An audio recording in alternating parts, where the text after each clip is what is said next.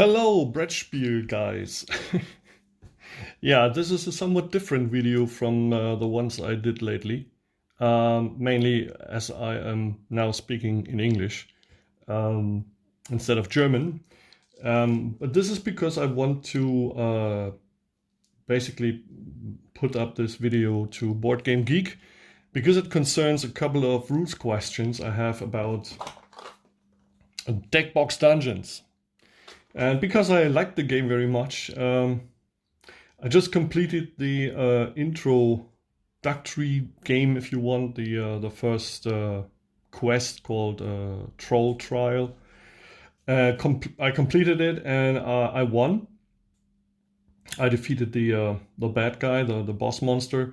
But while exploring and fighting, a couple of questions crept up that are not addressed in the rulebook. And I think they need mentioning. So I'll try to get to them with a couple of explanatory setups I'll be doing. Situations that arose while I just played the quest. The first one concerns enemy movement. And I just asked this because it's not explicitly stated in the rules. And that is... could enemies, oh, that's my cat. Could enemies move through heroes on their turn?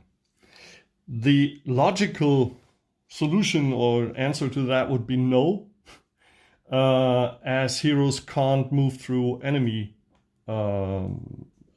dice or enemies during their turn. So, you know, I couldn't actually go through here into this room, because those two are blocking the only corridor. It isn't explicitly stated in the rules, though, whether enemies, you know, can just move through heroes on a certain spot or not.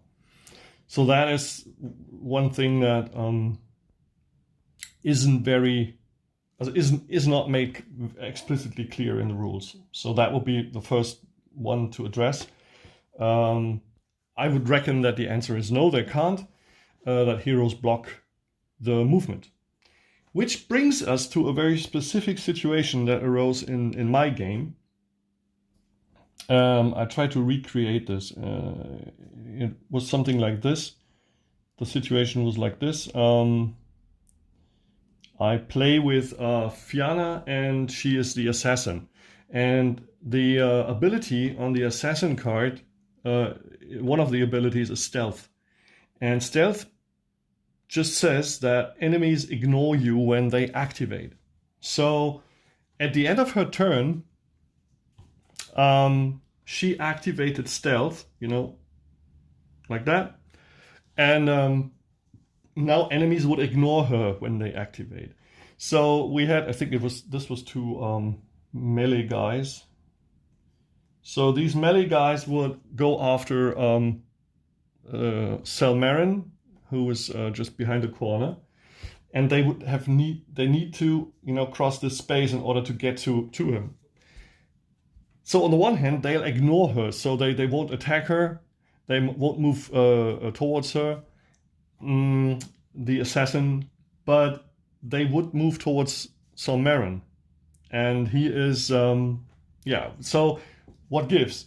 Is it like, if they ignore her, does it also mean that they ignore her being on that spot and they could move through here and attack him, which is the way I ruled it in my game, because otherwise it wouldn't make sense.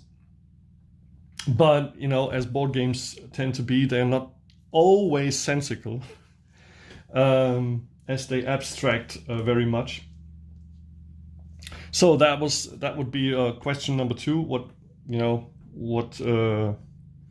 would happen? Would they be able to cross her space, the assassin space in this case, to get to another hero to attack him or not? There was something else, basically. Oh yeah, a very basic question, in fact. because in the rulebook states that minor actions, and I looked up the very current version of the rules also online, that minor actions, which are listed here as use an ability, purchase or use an item, and trade. And it says that minor actions do not cost an action and may be performed at any time. All right. I guess since players need to finish, one hero needs to finish all his actions before the next hero in turn order is activated. I guess that at any time does only mean at any time during his or her turn, the current hero's turn. But how many of these actions am I allowed to do?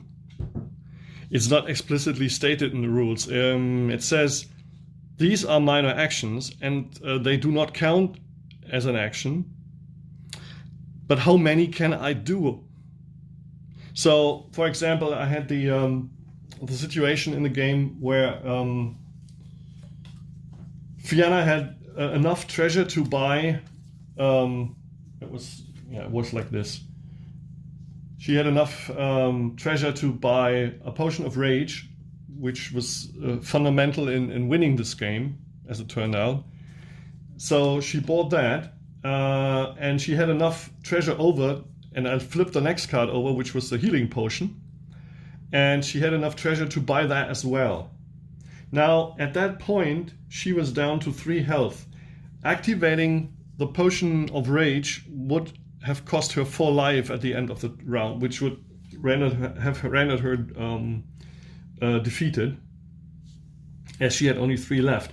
But buying a second one from the market, which she was able to do because of the amount of treasure she had left, would allow me to drink this potion then, and that's the way I actually did it in the game. Get back to 7 health, and then drink Potion of Rage in order to make the attack. And that was the way I ruled it in the game. But is this actually possible? Can she really, or can any hero for that matter, really do as many of these actions as he is able to? Like, for example, another example which also turned up in the game was accuracy for the Wayfinder ability card says you can perform a melee attack, ranged attack, sorry, and you gain a bonus. And this is like it costs 3 energy. At that point, I had 6. So would I be able to activate energy, make that attack, and then activate energy and then activate accuracy once more for the final 3 points of energy and make another attack? Or is it just one of everything? Like one ability use during your turn, one purchase or use of an item, and one trade. So that is one thing that is not really made clear in the rules, I think. Now, I think that was there was one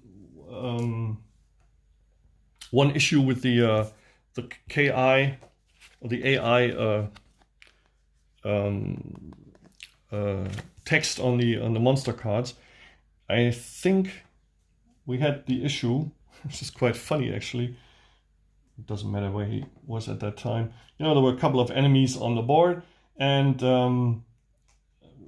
it was like I had the that was like I had activated for the assassin hero the shadow step ability, which would teleport. No, sorry, let me try again. It was a ring of invisibility and stealth again. So stealth lets the assassin be ignored from enemy attacks, or enemies ignore her in this case. I activated that, and Salmarin was in possession of a ring of invisibility, which allows the player to remove him from the board, and on his next activation, place it on a tile on which another hero has been activated. So it's basically the situation that she would have been ignored by the enemies, and he wasn't on the board at that place, and then the enemy is activated. So basically they would have done nothing. That's how I ruled it. Maybe I'm wrong, but since they ignore her and there's no other hero on the board, I think they just stayed in the places they have been. That's how I ruled it. So that's another situation. And the final one, as I just said, was concerned the AI of the enemies. And I had a situation where, you know, he was like there. I think Riptooth, or the boss, was there, and it says on his artificial intelligence, if you want to call it that he targets the highest strength character in range. Now, range being defined as the tile you're on and an adjacent tile. So as long as Salmarin is on this tile, Riptooth would activate and move towards him. But if he had moved over to here, and there was no other hero there, I reckon that would be out of range.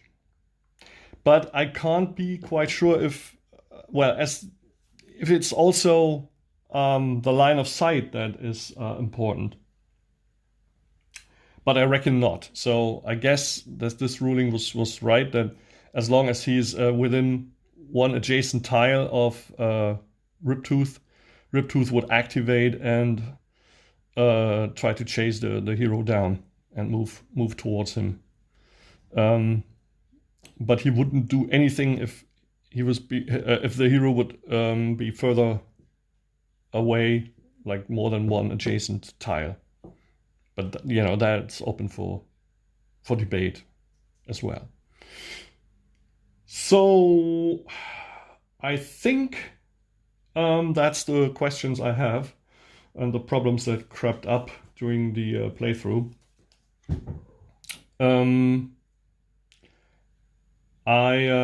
There's one little thing concerning abilities that have this symbol, which means ranged attack, or ranged weapon, or whatever, ranged attack.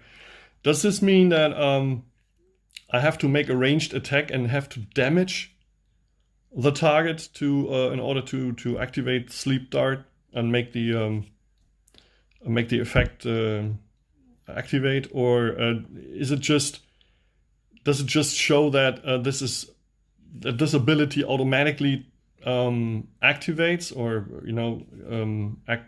automatically stuns an enemy that is in range?